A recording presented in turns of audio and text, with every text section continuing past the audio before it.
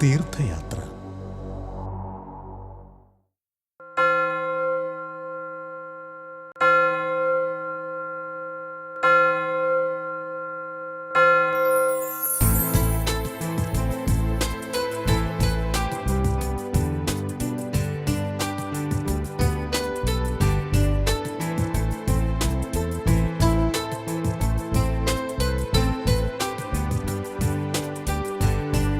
തീർത്ഥയാത്രയിലേക്ക് എല്ലാ പ്രേക്ഷകർക്കും സ്വാഗതം. ഇന്നത്തെ നമ്മുടെ തീർത്ഥയാത്ര കേരളത്തിലെ അതിപുരാതന കത്തോലിക്ക ദേവാലയമായ കാഞ്ഞൂരിലെ സെന്റ് മേരീസ് ഫൊറോന പള്ളിയിലേക്കാണ്. ചരിത്രപ്രസിദ്ധമായ ഈ ദേവാലയം കാഞ്ഞൂരിലെ ക്രൈസ്തവ വിശ്വാസത്തിൻ്റെയും ആത്മീയ മുന്നേറ്റത്തിൻ്റെയും പ്രതീകമായി ആലുവ കാലടി റൂട്ടിൽ സ്ഥിതി ചെയ്യുന്നു.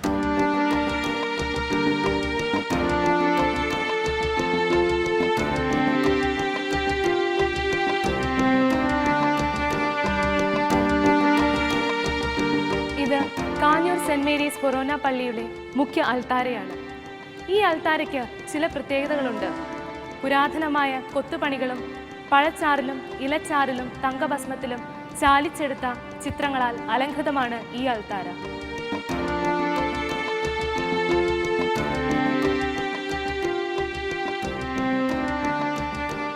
എറണാകുളം അങ്കമാലി അതിരൂപതയിൽപ്പെട്ട അതിപുരാതന കത്തോലിക്ക ദേവാലയങ്ങളിലൊന്നാണ് കാഞ്ഞൂർ സെന്റ് മേരീസ് ഫൊറോന പള്ളി. ദൈവമാതാവിൻ്റെ നാമത്തിലുള്ള മനോഹരമായ ഈ പുരാതന ദേവാലയം ഭാരതീയ വാസ്തുശില്പവിദ്യയും പേർഷ്യൻ നിർമ്മാണ ശൈലിയും പോർച്ചുഗീസ് ശില്പചാതുര്യവും ഒത്തുചേർന്ന ക്രൈസ്തവ ദേവാലയ നിർമ്മാണ ശൈലിയുടെ ഒരു ഇതിഹാസമാണ്.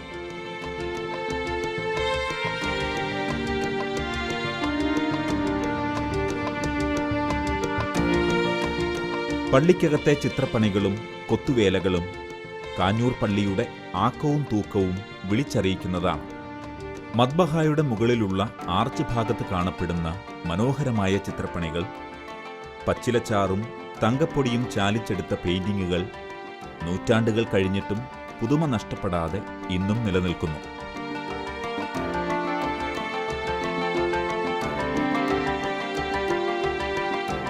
പഴയ നിയമത്തിലെ ചില സംഭവങ്ങളുടെ ചിത്രാവിഷ്കാരവും അൾത്താരയിൽ നമുക്ക് കാണാം.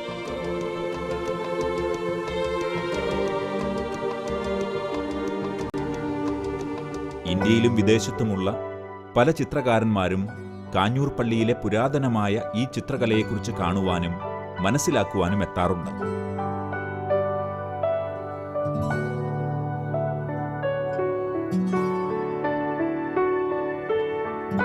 പ്രധാന കവാടമായ ആനവാതിൽ, കരിങ്കല്ലിൽ തീർത്ത തൂണുകൾ, ദേവാലയമുറ്റത്തെ ഒറ്റക്കല്ലിൽ തീർത്ത കൽക്കുരിശ് എന്നിവ കാഞ്ഞൂർ ദേവാലയത്തിന്റെ ഭംഗി വർദ്ധിപ്പിക്കുന്നു.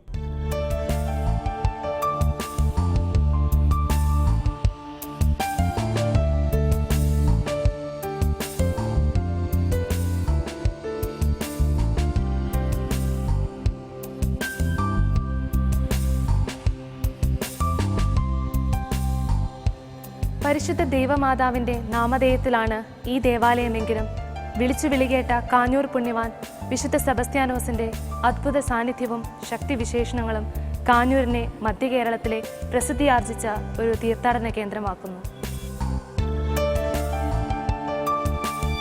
കാഞ്ഞൂർ ഫൊറോന പള്ളി പരിശുദ്ധ കന്യകാമറിയത്തിന്റെ നാമധേയത്തിലാണ് സ്ഥാപിച്ചിട്ടുള്ളതെങ്കിലും വിശുദ്ധ സെബസ്ത്യാനോസിനെ ചുറ്റിപ്പറ്റിയുള്ള അത്ഭുത കഥകളാണ് ഈ ദേവാലയത്തെ ഇത്ര കണ്ട് പ്രസിദ്ധമാക്കിയത്. ഉദയസൂര്യനെപ്പോലെ തേജസ്സുറ്റ ഈ ദിവ്യരൂപം ഹോളണ്ടിൽ നിന്ന് കൊണ്ടുവന്നതാണ്.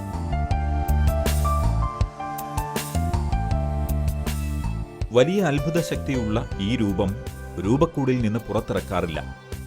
രൂപം പുറത്തിറക്കിയ സമയങ്ങളിൽ വിയർത്തെന്നും അങ്ങാടിയിൽ തീപിടുത്തവും നാട്ടിൽ പഞ്ഞം, വസന്ത തുടങ്ങിയ അനർത്ഥങ്ങളുണ്ടായി എന്നും പറയപ്പെടുന്നു.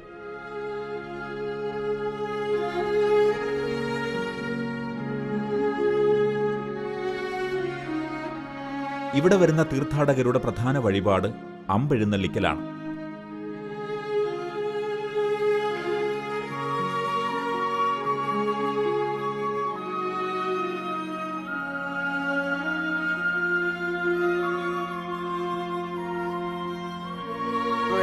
പറഞ്ഞാൽ വളരെ കാലം മുമ്പേ തന്നെ ഈ വസൂരി പഞ്ഞമ്പട വസന്ത എന്ന് പറഞ്ഞ അതിൻ്റെ ഒരു സംരക്ഷണം, അതിൽ നിന്നെല്ലാം സംരക്ഷണം കൊടുക്കുന്നൊരു വിശുദ്ധനായിട്ടാണ് ഞങ്ങളൊക്കെ വളരെ കാര്യമായി വിശ്വസിച്ച് പോന്നിരുന്നത്.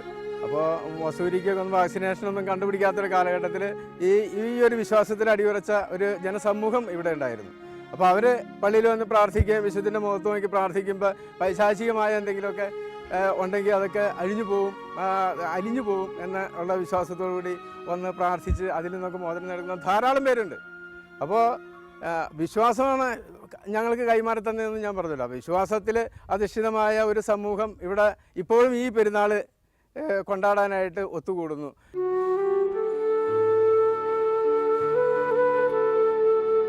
പച്ച പൊതിച്ചു നിൽക്കുന്ന ഈ പ്രകൃതി, ശാന്തമായി ഒഴുകുന്ന പെരിയാർ തീരം, മനോഹരമായ പാറക്കെട്ടുകൾ എന്നിവ കൊണ്ട് അനുഗ്രഹീതമാണ് ഈ കാഞ്ഞൂർ പ്രദേശം.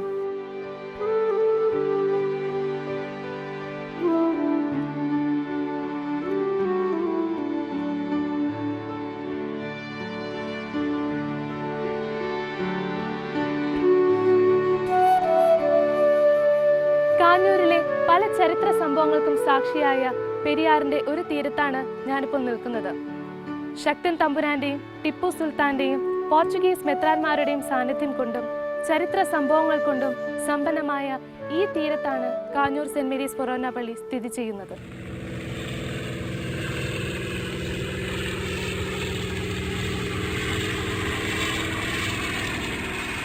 നെടുമ്പാശ്ശേരി വിമാനത്താവളത്തിനും പെരിയാറിനും സമീപത്തായി സ്ഥിതി ചെയ്യുന്ന കാഞ്ഞൂർ ഫൊറോന പള്ളിയുടെ ചരിത്രത്തിൽ ടിപ്പു സുൽത്താനും ശക്തൻ തമ്പുരാനും വളരെയേറെ പ്രാധാന്യമുണ്ട്.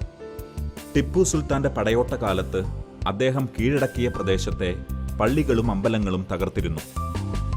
1790 അദ്ദേഹം കാഞ്ഞൂർ പള്ളി ആക്രമിക്കാൻ പടയുമായെത്തി. ടിപ്പുവിന്റെ പട വരുന്നതറിഞ്ഞ് ജനങ്ങൾ പള്ളിയിൽ ഓടിക്കൂടി. വിശുദ്ധ സെബസ്ത്യാനോസിന്റെ മുന്നിൽ കരഞ്ഞു പ്രാർത്ഥിക്കാൻ തുടങ്ങി.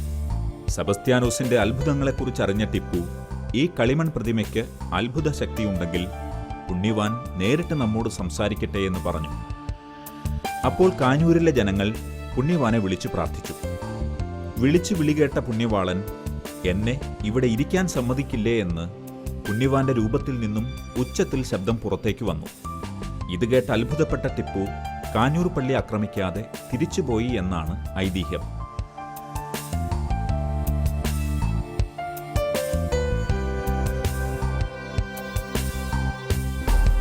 കൊച്ചി മഹാരാജാവ് ശക്തൻ തമ്പുരാൻ കാഞ്ഞൂർ പുണ്യവാളന് കാണിക്കയായി നൽകിയതാണ് ഈ ആനവിളക്ക്. ഇതിലെ എണ്ണ സകലവിധ മാറാരോഗങ്ങൾക്കും തീരാവ്യാധികൾക്കും സിദ്ധ ഔഷധമായി വിശ്വസിക്കപ്പെടുന്നു. ടിപ്പുവിനെ പോലെ കാഞ്ഞൂർ പള്ളിയുടെ ചരിത്രവുമായി ബന്ധമുള്ള ശക്തൻ തമ്പുരാൻ ജനിച്ചത് പള്ളിയിൽ നിന്നും 1/2 മൈൽ ദൂരത്തുള്ള കോവിലകത്താണ്. ഒരിക്കൽ തമ്പുരാൻ പള്ളിയുടെ മുൻപിലൂടെ കുതിരപ്പുറത്ത് സവാരി ചെയ്യുമ്പോൾ പള്ളിയുടെ പടിപ്പുരയിൽ നിന്ന് ആരോ തമ്പുരാനെ എഴുന്നേറ്റ് വണങ്ങിയില്ല. ഇതിൽ കോപിഷ്ഠനായ തമ്പുരാൻ പടിപ്പുര പൊളിച്ചു കളയാൻ ഉത്തരവ് നൽകി. ഭൃത്യന്മാർ പടിപ്പുര പൊളിക്കാൻ തുടങ്ങിയപ്പോൾ തമ്പുരാന്റെ കോവിലകത്തെ ആന അവിടുത്തെ പടിപ്പുര തകർക്കുവാൻ തുടങ്ങി. ഇത് പുണ്യവാന്റെ അത്ഭുതമാണെന്ന് മനസ്സിലാക്കിയ ശക്തൻ തമ്പുരാൻ പുണ്യവാളനോട് വിശ്വാസം വരികയും പ്രായശ്ചിത്തമായി പുണ്യവാന് ഒരാനവിളക്ക് സമ്മാനിക്കുകയും ചെയ്തു. ഈ ആനവിളക്ക് തിരുനാളിന്റെ സമയത്ത് മാത്രമാണ് പള്ളിയിൽ തൂക്കാറുള്ളത്. എൻ്റെ തലമുറയിൽപ്പെട്ട ആളുകളുടെ മനസ്സിൽ ബാല്യത്തിൽ തന്നെ കാഞ്ഞൂർ പുണ്യാളൻ്റെ പ്രതിഭാസം നിറഞ്ഞു നിന്നിരുന്നു. അന്ന് ഈ നാട്ടിലെ ഒരു ഉത്സവം എന്ന് പറയുന്നത് കാഞ്ഞൂർ പെരുന്നാളാണ്. സമീപ പ്രദേശങ്ങളിലെ ക്ഷേത്രങ്ങളിലും പള്ളികളിലും ഒക്കെ പരിപാടികൾ നടക്കുമായിരുന്നെങ്കിലും കുട്ടികളുടെ മനസ്സിലെന്നും നിറഞ്ഞു നിന്നിരുന്നത് കാഞ്ഞൂർ പെരുന്നാളാണ്. ഇപ്പോൾ ഒരു പെരുന്നാൾ കഴിയുമ്പോൾ അടുത്ത പെരുന്നാളിനി എന്നാണെന്നുള്ള കലണ്ടറിൽ നോക്കി ഇങ്ങനെ ഞങ്ങൾ ഉത്കണ്ഠപ്പെടുമായിരുന്നു. കാരണം അത് ഈ നാടിൻ്റെ ഒരു ഉത്സവമായിട്ട് മാറിയിരുന്നു. പിന്നീട് വളർന്നു വന്നപ്പോഴാണ് കാഞ്ഞൂർ പുണ്യാളൻ എന്ന് പറയുന്നത് ഈ നാടിനെ നിയന്ത്രിക്കുന്ന ഒരു ഭക്തിയുടെ ശക്തിയാണെന്ന് ഞങ്ങൾക്ക് മനസ്സിലായത്. അമ്മയും അതുപോലെ എൻ്റെ കുടുംബാംഗങ്ങളൊക്കെ ഒരു അസുഖം വരുമ്പോൾ അല്ലെങ്കിൽ എന്തെങ്കിലും ബുദ്ധിമുട്ട് വരുമ്പോൾ എൻ്റെ പുണ്യാള ഈ പ്രശ്നം ഒന്ന് പരിഹരിച്ചു തന്നാൽ, എൻ്റെ കുഞ്ഞിൻ്റെ അസുഖം മാറിയാൽ അല്ലെങ്കിൽ ഈ പ്രശ്നം ഒന്ന് പരിഹരിച്ചു തന്നാൽ ഞാനവിടെ അമ്പെടുത്ത് വെച്ചേക്കാം, അല്ലെങ്കിൽ മെഴുകുതിരി എത്തിച്ചേക്കാം, അല്ലെങ്കിൽ ഇങ്ങനെ പൊന്നുകൊണ്ടുള്ള എന്തെങ്കിലും വഴിപാടുകളൊക്കെ. ഒരുപക്ഷെ എൻ്റെ അമ്മയ്ക്ക് കഴിയാത്ത വഴിപാടുകൾ വരെ പൊന്നിൻ്റെ ഒരു കുരിശ്, വലിയ കുരിശല്ലെങ്കിൽ പോലും ചെറിയ കുരിശൊക്കെ ഞാൻ അമ്മയ്ക്കെന്നാലും അതിനുള്ളൊരു സാമ്പത്തികമായ സാധ്യതകളൊന്നും ഇല്ലെങ്കിൽ പോലും ഈ പുണ്യാളിനോടുള്ള ഭക്തിയും വിശ്വാസം കൊണ്ട് അങ്ങനെ നേർന്നിരുന്ന് വളരെ കഷ്ടപ്പെട്ട് ആ വഴിപാടുകൾ നിവർത്തിക്കാനായിട്ട് അമ്മ ശ്രമിക്കുകയും ചെയ്തിരുന്നു. ഇതൊക്കെ കണ്ടുകൊണ്ടാണ് ഞാൻ വളർന്നത്. അതുകൊണ്ട് ഞാനൊരു ഹൈന്ദവ സമുദായത്തിൽ ജനിച്ച് വളർന്ന് ആ അമ്പലങ്ങളിലൊക്കെ പോകുന്നതിനേക്കാൾ കൂടുതൽ എൻ്റെ കുടുംബാംഗങ്ങൾ മുഴുവൻ വന്നിരുന്ന ഒരു പക്ഷേ ഈ ദേവാലയത്തിലായിരിക്കും എന്ന് എനിക്ക് തോന്നുന്നു. അത് കാരണം അത് മനസ്സിൽ പതിയുന്ന ഭക്തിയുടെ ആ ദൃഢത കൊണ്ടാണ് അങ്ങനെ സംഭവിച്ചത്. ഇതുകൊണ്ട് ഞാനൊരു ഈ പരിപൂർണമായിട്ട് ഇതിൽ മറ്റു ദേവാലയങ്ങൾ പോകുന്നില്ലെന്ന് അർത്ഥമില്ല. പക്ഷേ ഞങ്ങളുടെ ചിന്തകളിൽ നിന്ന്, ഞങ്ങളുടെ ഭക്തിമാർഗ്ഗങ്ങളിൽ നിന്ന് കാഞ്ഞൂർ പുണ്യാളിനെ മാറ്റി നിർത്തി ചിന്തിക്കാനായിട്ട് ഞങ്ങൾക്ക് ഒരിക്കലും കഴിഞ്ഞിട്ടില്ല. മാത്രമല്ല ഇവിടെ ഒരു ക്രിസ്തീയ സമുദായത്തിൻ്റെ ഒരു പിൻബലത്തിൽ മാത്രമല്ല ഇവിടെ ഉത്സവങ്ങൾ നടക്കാറുള്ളത്. എല്ലാ സമുദായക്കാരും, ഒരുപക്ഷെ പൊതുവെ പിന്നോക്കം നിൽക്കുന്ന മുസ്ലിം സമുദായം പോലും ഇവിടുത്തെ ഈ ആഘോഷങ്ങളിൽ അവരുടെ ദേവാലയങ്ങളിലൊരു ആവശ്യമാണെന്നുള്ളതിൽ വരുന്നതും ആ ഭക്തി സംബന്ധമായ കാര്യങ്ങൾ പങ്കുകൊള്ളുന്ന വളരെ അത്ഭുതത്തോടെ ഞാൻ ശ്രദ്ധിച്ചിട്ടുണ്ട്. വളരെ അപൂർവം. ഞാൻ കേരളത്തിൽ മാത്രമല്ല, കേരളത്തിന് പുറത്തും ഇന്ത്യക്ക് വെളിയിലും ഒക്കെ സഞ്ചരിച്ചിട്ടുണ്ടെങ്കിലും ഇതുപോലെ ജനങ്ങളെ ഏകോപിപ്പിച്ചുകൊണ്ടുള്ളൊരു ആഘോഷം മാത്രമല്ല, ഭക്തിയുടേതായിട്ട് അന്തരീക്ഷം ഞാനൊരു സ്ഥലത്ത് എനിക്ക് കാണാൻ കഴിഞ്ഞിട്ടില്ല.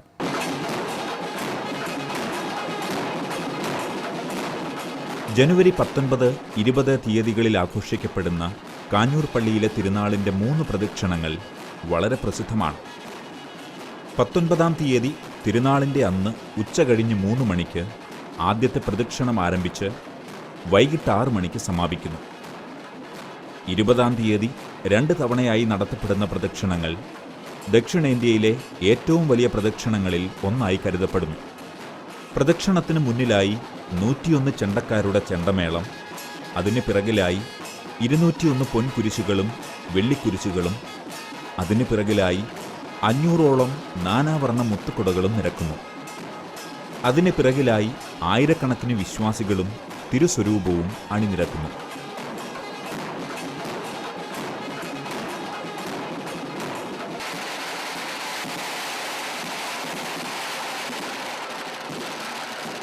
കാഞ്ഞൂർ പള്ളിയിലെ വെടിക്കെട്ട് പ്രസിദ്ധമാണ്.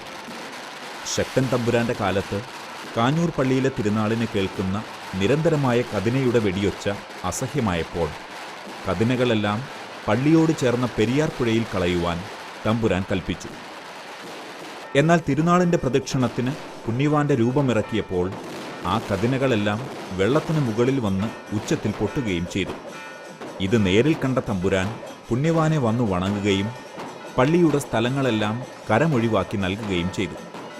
ജനുവരി 20-ാം തീയതി ഉച്ചയ്ക്ക് 12 മണിക്കിറങ്ങുന്ന പ്രദക്ഷിണത്തിന് പുണ്യവാനെ അകമ്പടി സേവിക്കാൻ എല്ലാ വർഷവും പരുന്തുകൾ മുടങ്ങാതെ എത്തുകയും പ്രദക്ഷിണത്തിൻ്റെ സമയത്ത് വട്ടമിട്ട് പറക്കുന്നതും നട്ടുച്ചയ്ക്ക് നക്ഷത്രങ്ങൾ തെളിയുന്നതും തീർത്ഥാടകരെ നിർവൃതിയിലെത്തിക്കുന്നു.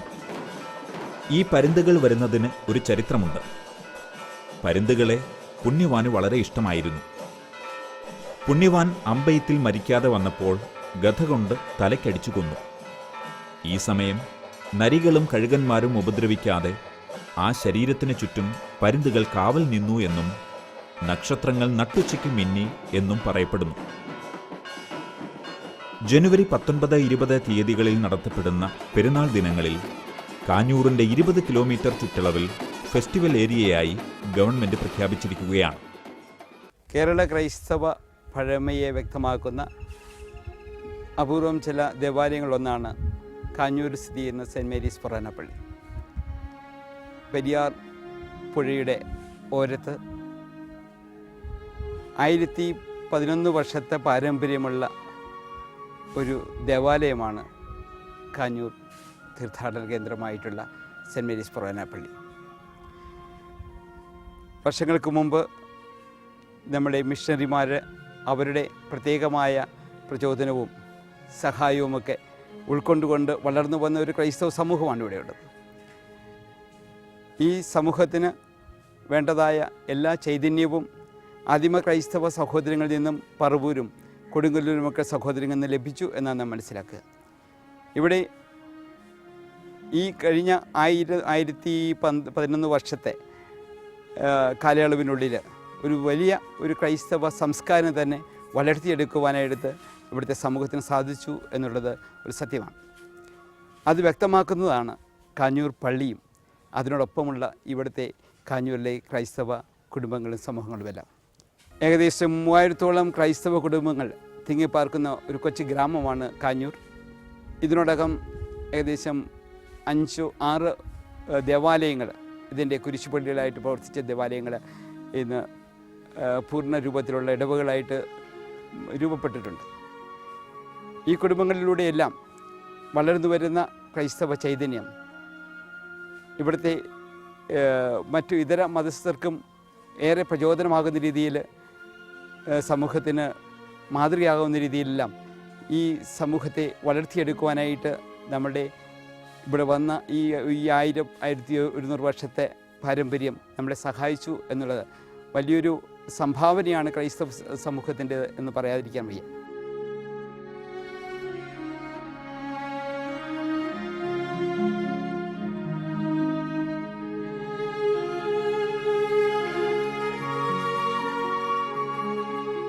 കാഞ്ഞൂരിലെ മറ്റൊരു ശ്രദ്ധേയമായ കാഴ്ചയാണ് ഈ മാമോദീസ കല്ല്. നൂറ്റാണ്ടുകൾ പഴക്കമുള്ളതും ഒറ്റക്കല്ലിൽ തീർത്തതുമായ ഈ മാമോദീസ കല്ലിൽ ധാരാളം കൊത്തുപണികളുമുണ്ട്. ഇവിടെ വെച്ചാണ് വിശ്വാസികൾ തങ്ങളുടെ കുഞ്ഞുങ്ങളെ മാമോദീസ മുക്കുന്നത്. ജോസഫ്, പിതാവിൻ്റെയും പുത്രൻ്റെയും പരിശുദ്ധാത്മാവിൻ്റെയും നാമത്തിൽ നിന്നെ ഞാൻ ലേപനം ചെയ്യുന്നു, ഇപ്പോഴും എപ്പോഴും എന്നേക്കും. ആമേൻ.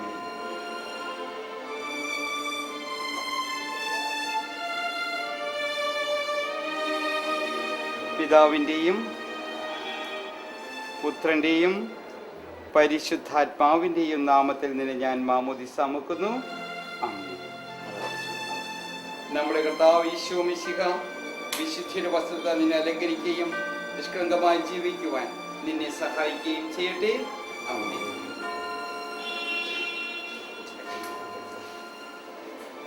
ഈ ലോകത്തിന്റെ പ്രകാശമായ യേശു നിന്റെ ജീവിതത്തിന്റെ മാർഗവും ദീപവുമായിരിക്കട്ടെ. ഇത് കാഞ്ഞൂർ പള്ളിയിലെ പ്രസംഗപീഠം. പണ്ട് കാലത്ത് മൈക്കില്ലാതിരുന്ന സമയത്ത് ഇവിടെ നിന്നാണ് വൈദികർ പ്രസംഗിച്ചിരുന്നത്. ഇവിടെ വരുന്ന വിദേശികളും സ്വദേശികളുമായ എല്ലാ തീർത്ഥാടകരെയും ഒരുപോലെ ആകർഷിക്കുന്ന വിസ്മയ കാഴ്ചയാണിത്.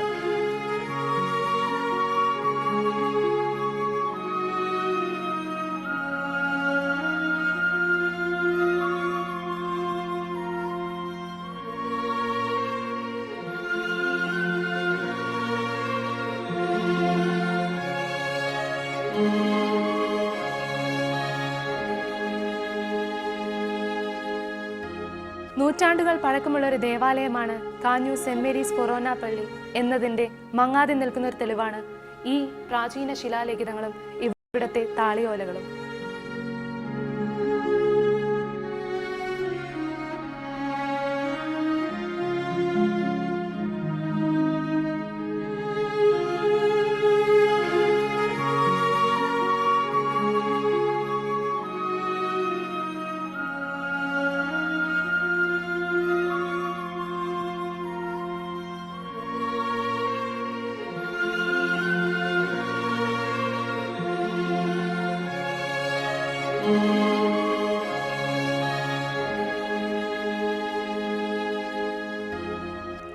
ഇത് കാഞ്ഞൂർ ഫൊറോന ചർച്ചിൻ്റെ പള്ളിമേടയാണ്.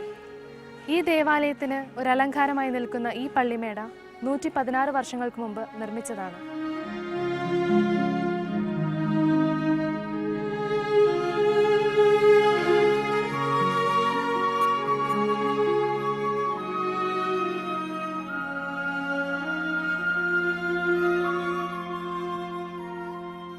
പല സ്ഥലങ്ങളിൽ ചെല്ലുമ്പോൾ, ഇപ്പോൾ ശ്രീമൂലകർന്ന് ചെല്ലുമ്പോൾ പലരും ചോദിച്ചിട്ടുണ്ട്, ഇങ്ങനെ കാഞ്ഞൂരിൻ്റെ അടുത്തല്ലേ, കാഞ്ഞൂർ പള്ളിയുടെ അടുത്താണോ? നമ്മുടെ ഒരു ഐഡൻറ്റിറ്റി മാർക്കായിട്ട് തന്നെ നമ്മൾ വെച്ചിരുന്നത് കാഞ്ഞൂർ പള്ളിയിൽ നിന്ന് ഇത്ര ദൂരം, അല്ലെങ്കിൽ കാഞ്ഞൂർ പള്ളിയുടെ അടുത്ത്, അല്ലെങ്കിൽ കാഞ്ഞൂർ പള്ളിയിലേക്ക് പോകുന്ന വഴി എന്നൊക്കെ പറഞ്ഞ് നമ്മുടെ ഈ നിത്യ സംഭാഷണങ്ങളിൽ പോലും കാഞ്ഞൂർ എന്നുള്ളൊരു പദം ഇങ്ങനെ വളരെ തുളുമ്പി നിന്നിരുന്നു. അപ്പോൾ അതൊക്കെ വളരെ ചെറുപ്പത്തിൽ തന്നെ മനസ്സിൽ പതിഞ്ഞാണ്.